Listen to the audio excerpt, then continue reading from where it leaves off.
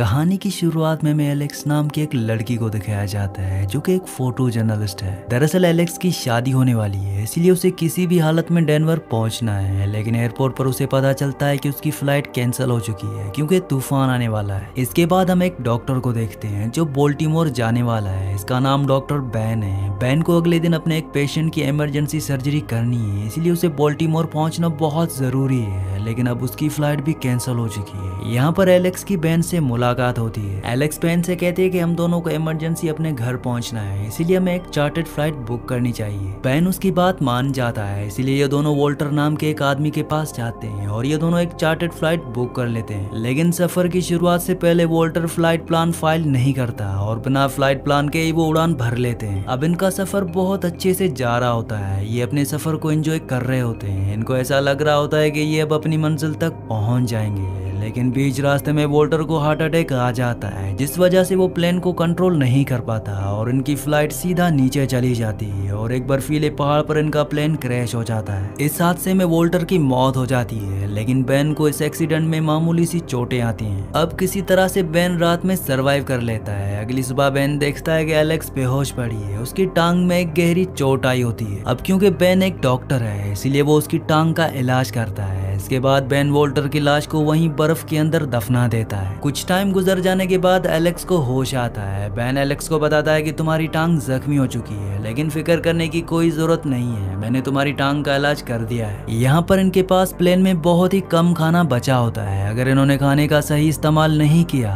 तो भूख की वजह से इनकी जान भी जा सकती है। क्रैश में एलेक्स का फोन टूट चुका है, लेकिन बैन का फोन अभी भी वर्क कर रहा है। पर जिन बर्फीले पहाड़ों के बीच ये दोनों फंसे होते हैं, वहाँ पर बैन के फोन में नेटवर्क नहीं आ रहा होता। वो काफी कोशिश करता है, लेकिन इसका कोई फायदा नहीं होता। अब इन्हें इस प्लेन में कुछ दिन बीत जाते हैं। बैन एलेक्स से कहता है कि हमें कुछ दिन तक यहीं रुकना चाहिए, हो सकता है कि यहाँ से कोई प्लेन गुजरे और हमारे प्लेन का रैकेज देखकर वो हमें यहाँ से रेस्क्यू कर लें। लेकिन एलेक्स बैन से कहती है कि हमें खुद ही मदद ढूंढनी होगी, इस तरह से हम किसी दूसरे की मदद का इंतजार नहीं कर सकते। एलेक्स के कहने पर बैन ऊपर एक पहाड़ी की चोटी पर चढ़ जाता है और वहाँ से हर तरफ देखता है, लेकिन किसी भी तरफ उसे कोई रोड नहीं दिखता। बैन जब उस चोटी पर होता है तब एलेक्स उसकी फोन में मौजूद रिकॉर्डिंग सुनती है। दरअसल ये रिकॉर्डिंग बैन की वाइफ की होती है, जिसमें वो बैन से कह रही होती है कि हमने जितना भी टाइम साथ में गुजारा वो बहुत अच्छे से गुजारा, लेकिन अब मैं तुम्हें छोड़कर जा रही हूँ, इसीलिए मुझे माफ कर देना। एलेक्स को लगता है कि शायद बैन और उसकी वाइफ का डिवोर्स हो चुका है, लेकिन तभी एलेक्स के आसपास एक कूगर मंडराने लगता है। यहाँ पर वोल्टर का कुत्ता, जो कि अभी भी जिंदा होता है, वो उस कूगर पर हमला कर देता है, लेकिन वो कूगर उस कुत्ते को जख्मी कर देता है, जिसके बाद वो एलेक्स को मारने के लिए उसके प्लेन में आ जाता है। अब इससे पहले कि वो कूगर एलेक्स पर हमला करता है, तभी वो फ्लेयर गन से उस पर शूट कर देती है, जिस वजह से उस कूगर की मौत हो जाती है। गोली की आवाज सुनकर बैन नीचे एलेक्स के पास आता है। उसे ऐसा लगता है कि शायद एलेक्स ने खुद की जान ले ली,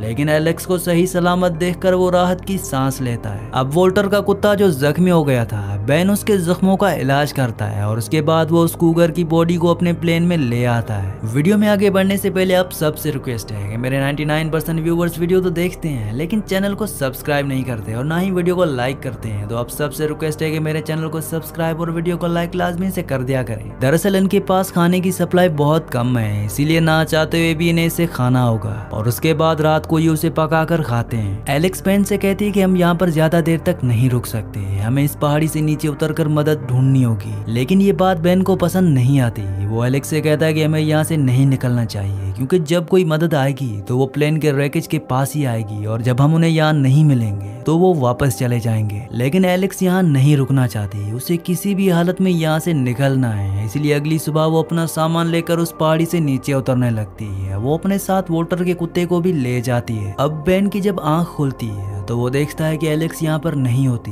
वो हर तरफ ढूंढता है, लेकिन उसका कुछ पता नहीं चलता। तभी उसे एलेक्स का नोट मिलता है, जिसमें एलेक्स ने लिखा होता है कि मैं यहाँ पर नहीं बैठ सकती, इसलिए मैं नीचे जा रही हूँ, अगर मुझे कोई मदद मिली तो मैं तुम्हारे लिए भी मदद भेज दूंगी। नोट को पढ़ने के बाद बैन वहाँ पर नहीं रुकता। वो एलेक्स के फुटप्रिंट्स को फॉलो करते हुए उस पहाड़ी से नीचे आने लगता है। रास्ते में उसे प्लेन का टूटा हुआ टेल मिलता है, जिसके अंदर एक सिग्नल बीकल लगा हुआ होता है, लेकिन जब वो उसे चेक करता है तो वो टूट चुका होता है, जिससे बेन मायूस हो जाता है। अब कुछ देर तक एलेक्स के फुटप्रिंट्स को फॉलो करने के बाद बेन एलेक्स तक पहुंच जाता है और ये दोनों एक साथ मिलकर उस पहाड़ी से नीचे आने लगते हैं। काफी चलने के बाद ये दोनों पेड़ों के बीच पहुंच जाते हैं, जहाँ पर उन्हें एक गुफा मिलती है। ये दोनों डिसाइड करते हैं कि आज की रात इसी गुफा के अंदर बिताएंगे। अगली सुबह एलेक्स को अपने कैमरा के लेंस की मदद से दूर एक केबिन बना हुआ दिखाई देता है। केबिन को देखकर वो बहुत खुश हो जाती है। वो जल्दी से ये बात बेन को बताती है, जिसके बाद ये दोनों केबिन की तरफ निकल पड़ते हैं। रास्ते में एक नदी पार करनी होती है, लेकिन नदी का पानी बहुत ठंडा होता है। यहाँ पर इन दोनों के बीच आर्ग्यूमेंट्स होना शुरू हो जाते हैं। बेन एलेक्स से कहता है कि मैं तुम्हारी वजह से मुसीबत में फंस गया हूँ, अगर तुम मेरे साथ नहीं होती तो मैं कब का घर पहुँच गया होता, सब कुछ ठीक होता। एलेक्स उसे कहती है कि तुम चाहो तो अभी भी मुझे छोड़कर जा सकते हो, मुझे पता है कि तुम मेरी वजह से मुसीबत में फंसे हो, इसीलिए तुम जा सकते हो। लेकिन बेन उसे अकेला नहीं छोड़ता, ये दोनों साथ में आगे बढ़ते हैं। अब इसके बाद एलेक्स एक जगह पर रुककर रेस्ट करती है और बेन केबिन तक पहुंच जाता है। अब जहाँ पर एलेक्स बैठी होती है उसके नीचे पानी होता है, वो पानी में गिर जाती है। तब बेन उसे देख लेता है और बहुत मुश्किल से वो एलेक्स को पानी से बाहर निकालता है। पानी बहुत ज्यादा ठंडा होने की वजह से एलेक्स बेहोश हो जाती है। बेन उसे उठाकर उस केबिन में ले आता है, वो उसे आग के सामने लाता है, जिस वजह से एलेक्स की बॉडी डिहाइड्रेट हो जाती है, इसीलिए वो होश में नहीं आ रही होती। बेन को उस केबिन में सांप का जहर निकालने वाली एक सुई मिलती है। वो सुई की मदद से एक आईवी बनाता है और एलेक्स की बॉडी को फिर से हाइड्रेट कर देता है, जिसके कुछ देर बाद उसे होश आ जाता है। अब बेन जब लकड़ियां तोड़ने के लिए बाहर जाता है, तब एलेक्स उसके फोन में मौजूद रिकॉर्डिंग को फिर से सुनती है, लेकिन तभी बेन उसे रिकॉर्डिंग सुनते हुए देख लेता है। बेन उसे बताता है कि जिस तरह से वो सोचती है उस तरह से वो अपनी वाइफ से अलग नहीं हुआ था। वो दोनों शादी करके बहुत खुश थे, लेकिन शादी के बहुत साल बाद मेरी वाइफ को ब्रेन ट्यूमर हो गया और उस ब्रेन ट्यूमर की वजह से उसकी डेथ हो गई और अपनी डेथ से कुछ टाइम पहले ही उसने ये वॉइस रिकॉर्डिंग की थी। ये सुनकर एलेक्स को बहुत दुख होता है। इसके बाद एलेक्स बेन की कुछ फोटोज कैप्चर करती है। यहाँ पर हमें एलेक्स की आंखों में साफ दिखाई देता है कि उसे बेन से प्यार हो गया है। वो बेन से कहती है कि तुम्हें मुझे यहीं पर छोड़कर चले जाना चाहिए, मेरी वजह से तुम अपनी जान गंवा दोगे, और एलेक्स बेन को वहां से जाने के लिए कन्विंस कर लेती है। अगली सुबह बेन एलेक्स को उसी केबिन में छोड़कर वहां से चला जाता है, लेकिन थोड़ा आगे जाने के बाद वो डिसाइड करता है कि वो एलेक्स को इस तरह से अकेला नहीं छोड़ सकता है, इसीलिए वो वापस एलेक्स के पास आ जाता है। वो एलेक्स से कहता है कि अगर जिंदा रहे तो साथ रहेंगे और अगर मरे तो दोनों साथ मरेंगे।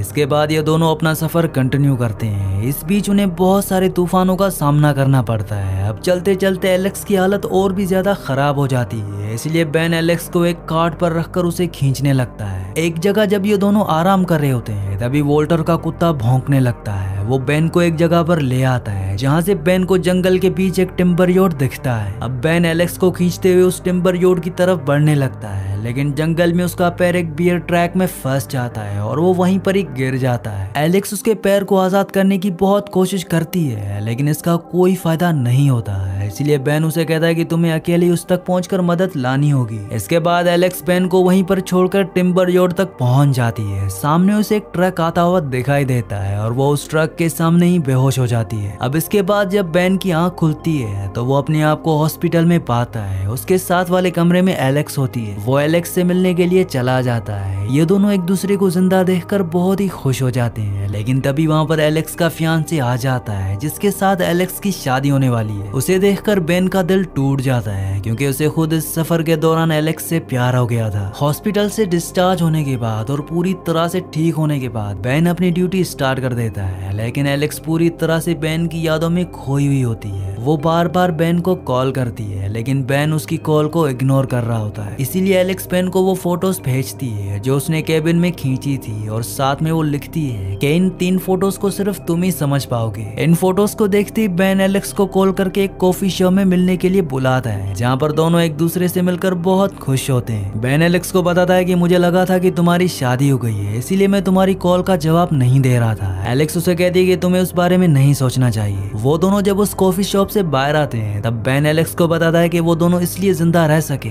क्योंकि उन दोनों को एक दूसरे से प्यार हो गया था और उस प्यार की वजह से उन दोनों ने हिम्मत नहीं हारी, इसीलिए आज वो जिंदा है। लेकिन एलेक्स बेन की इस बात का कोई जवाब नहीं देती। वो दोनों एक दूसरे को गले लगाकर अलग अलग दिशा में जाने लगते हैं, लेकिन जाते जाते ये दोनों बहुत रो रहे होते हैं। दरअसल ये दोनों एक दूसरे से बहुत प्यार करते हैं, इसलिए ये दोनों रुक जाते हैं और एक दूसरे की तरफ भागते हुए एक दूसरे को गले लगा लेते हैं। इसी सीन के साथ इस मूवी का एंड हो जाता है। अगली कहानी आप किस मूवी पर सुनना चाहते हैं मुझे नीचे कमेंट्स में जरूर बताना, क्योंकि मैं आपकी कमेंट्स पढ़ता हूँ और आपके प्यारे प्यारे कमेंट्स का बहुत बहुत शुक्रिया।